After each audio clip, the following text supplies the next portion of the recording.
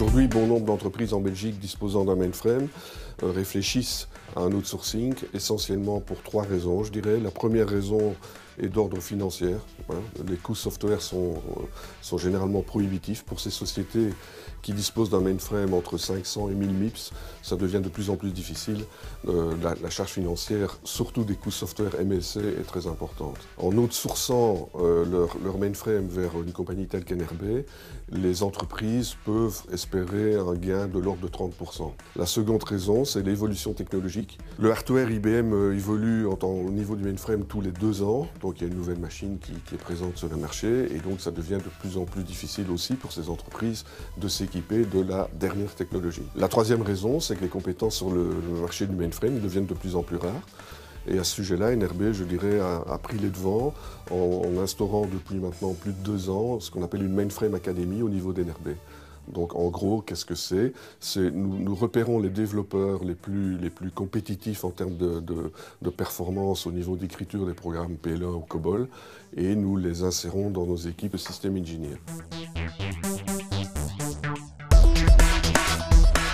Au niveau des avantages autres que le client peut trouver en confiant son outsourcing mainframe chez NRB, c'est évidemment une concentration sur son métier. Il n'est plus obligé de s'occuper de choisir du nouveau matériel, d'assurer le TLC au niveau de ses softwares IBM. Un autre élément fondamental pour le client est la sécurité des données. Il va, en outsourçant son mainframe chez NRB, bénéficier d'une réplication synchrone de ses données disques et tape sur le site distant à 30 km du site de Herstal.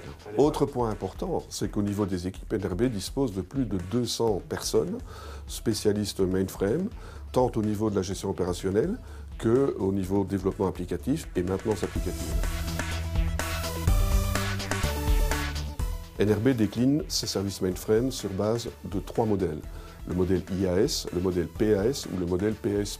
Dans le modèle IAS, NRB fournit en gros l'infrastructure, c'est-à-dire les MIPS, la quantité nécessaire au niveau storage, tant disque que tape. Ça, c'est le modèle IAS, modèle de hosting. Dans le modèle PAS, NRB va plus loin. NRB va s'occuper de la gestion du ZOS, mais également du middleware, de la couche middleware, c'est-à-dire le KIX, le DB2, l'IMS. Enfin, le modèle PAS+, couvre, lui, la gestion d'infrastructure, la gestion des operating systems et du middleware, mais également la couche applicative, c'est-à-dire le développement applicatif et la maintenance applicative.